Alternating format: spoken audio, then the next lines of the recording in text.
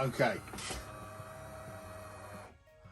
Welcome to the Links London global headquarters. Warm coffee, and the scarf is not it's not a fashion statement. It's winter is coming. We don't have heating in the global headquarters yet. It's freezing. Today, little update on Links London and social media. So we've got a domain, links.london. The website's a work in progress very much, and a part of that is getting ourselves on social media platforms. Now, if you subscribe and listen to any of the social media gurus or experts, they will tell you, first of all, they'll tell you to buy their course, either at the start or the end of whatever they're saying. Probably both and in the middle. But they will also say you need to be on all of the platforms, doing all of the things, posting multiple times a day, and they're not wrong, but high quality content. And that's it. It's a full-time job for a team of people, for a business to do that, and we don't have a team in here yet. But they're not wrong. We should do all of the platforms and do all of the things and do high quality content, but there's a limit. So all we're doing at the moment is rather than proactively chasing customers on social media, we're just going to use it to share what we're doing behind the scenes. And it's content for it. I'm not creating content for the sake of creating content. I'm documenting what we're doing, and that what we're actually doing, the reality of this is the content. But so I've got a very basic social media package. If it came in packages, I've got the basic package: Facebook, Twitter or X, YouTube and Instagram.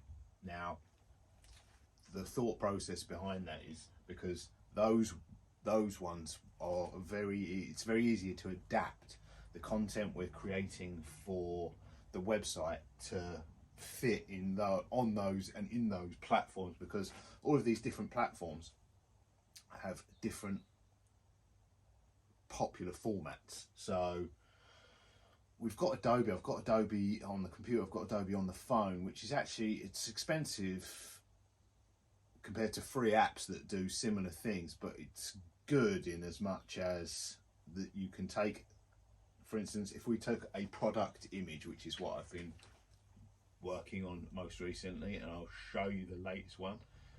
Some of the first, I've got some Links of London products. So yesterday I did this, which is a vintage 2010 Links of London handbag charm. So I took some photos of it, edited the photos, and I've got quite a lot, probably 12 photos.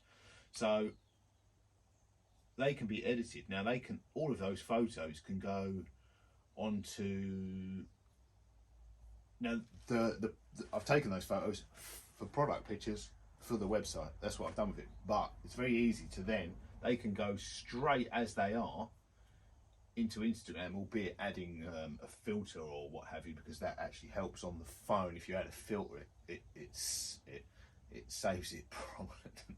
The reason I add the filter or edit the photo in there is because it saves it separately. It does look better as well. You can edit it within the app on Instagram. So that's where. So I'll start with the product picture, whack it into Instagram, use AI for the text.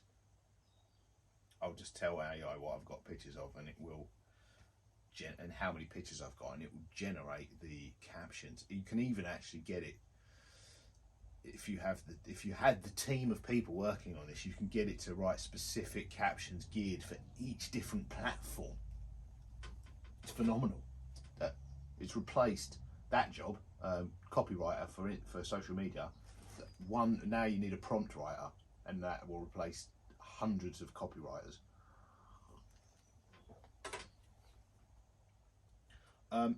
I can also post that picture into Instagram, or automatically we've linked to the Facebook. So automatic, it's not in the correct, it's not necessarily in the optimized, what would you call that, crop. but it will do it. And so we don't actually have to touch Facebook. Instagram just posts to that automatically, so that's a done thing. Twitter or X, again, I'll just post it straight in. It's not, we could, if you had time, I can go into Adobe and reformat that picture, crop it properly for Twitter, X, later on down the line, if we are creating if we're not just, you know, documenting stuff, if you're not just uploading images we've already got, if we were creating specifically for these platforms with text for the platforms, then obviously I would crop into their native perspective. And we can post to what is it called on posts, latest posts. I'm not sure anybody actually looks at them, because people go to this is the thing with these platforms, people go to YouTube to watch videos, so don't go there. They go to Instagram to look at pictures, maybe short videos. Stories, I think, is what according to Instagram themselves, most people currently go to Instagram and watch stories, which is TikTok, like TikTok styles, which again I want to get TikTok. That will be probably the last one in this round, for just documenting behind the scenes. Once we start proactively creating content, we'll get more. But I did look. I think if you look, like you could make this a full-time job, because these are all the platforms you can share this product on from the website. I don't even know what some of those icons are, but there's 9 of them. So you could spend a couple of hours a day. I could spend and there's 12 pictures there. You could. To do that effectively, it doesn't sound like much, but you could probably spend, realistically, depending on how involved you want it to be, if you tried to post that picture cropped for all 9 of those platforms we were on, it's a couple of hours work minimum for someone that's good at it, doing it properly. It's probably about half a day's work. It's probably about 4 hours work. I haven't got that sort of time, so for us, the social, we're there. We're on the basic platforms for sharing behind the scenes right now. I would like more. I'll get more when we've got a sort of social media strategy. But the strategy right now is just to post behind the scenes. And I did load it up. As you can see, it's not like, it's supposed to be a luxury goods jewellery business, and most of the pictures are of me in a garage. And I've started putting products in. But yeah, most of I haven't logged in, so it's great. Most of the pictures right now are me in a garage, which is not obviously ideal for a luxury goods brand, and that'll be the same on Facebook. And then YouTube right now will be behind the scenes, but hopefully later on, as we get the ball rolling, we can create long form content for YouTube, which will be jewellery making, and obviously pretty pictures of jewellery, the finished product. That's the plan. So we can then take the long format YouTube videos, crop them into shorts, so the shorts can go into YouTube, the cropped long format videos can go into Instagram, it would be stories, or reels and stories, and also TikTok. So we can use the Adobe Premiere Rush, the Creative Cloud phone version of Adobe Creative Cloud, to format these, albeit there'll be a very narrow window, but it is possible to do it. It's actually relatively easy. You've just got to bear in mind, you've got to position yourself for the vertical crop, but we can crop the horizontal videos into vertical and post them into the vertical video platforms for phones. But the platform I remember I was doing for another brand, another one of our brands, there was a period where for some reason YouTube wanted to be TikTok and TikTok wanted to be YouTube, so they experiment simultaneously rather than one becoming the other. They both, I think YouTube decided it wanted vertical videos, and TikTok decided it wanted horizontal videos, so they switched simultaneously, which kind of, they counteracted each other. If one had said, all right, we're all going to be, okay guys, we're all going to be horizontal for phone content, or we're all going to be they didn't. So it's still, I don't think people mind switching the phone.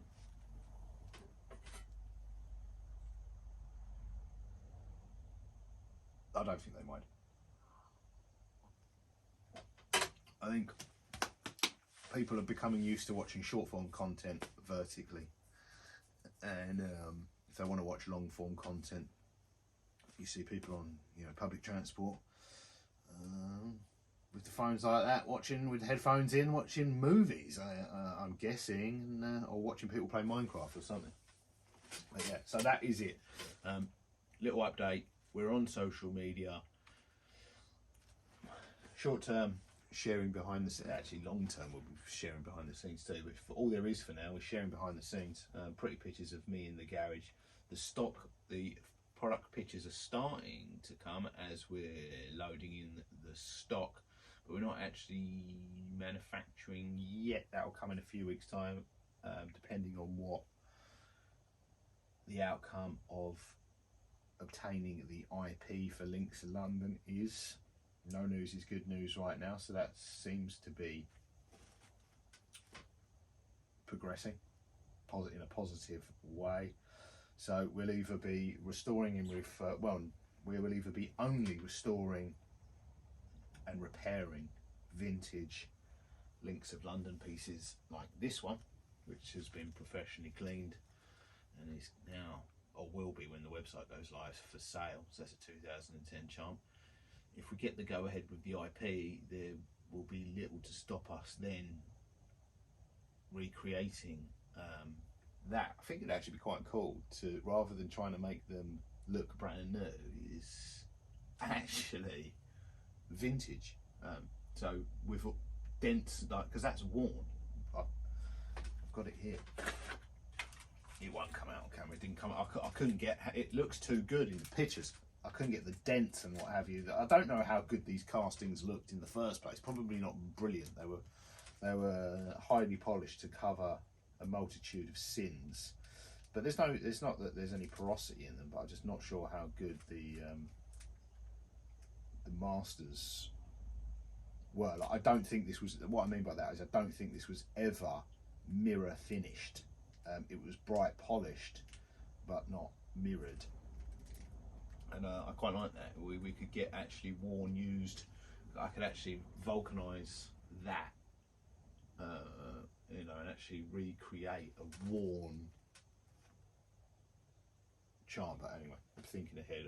We could make them mint condition brand new as well. We could get a 3D printer and completely redo them so that they are mirror finished. We could make them better than the originals, the same as the originals, or vintage. I think that probably goes back to the social media thing. All of the things, let's just do all of that, but it takes time. So yeah, I don't even know where I was going with that. This was just supposed to be a short video, little update. Facebook, Twitter X, YouTube, Instagram. For now, once we know what we're doing, and once we're creating once we're in a position to be able to create dedicated content for platforms, I do short term want to get TikTok, but I haven't created any short videos yet, so I haven't actually needed it yet, and I didn't have email. But I think the next video we will have email. I'll update the email, and then once we've got email, we'll get TikTok. Also, rather than having like a proactive social media strategy right now, like I say, we're just sharing behind the scenes content. I think that it's important to have it from that point, because I think some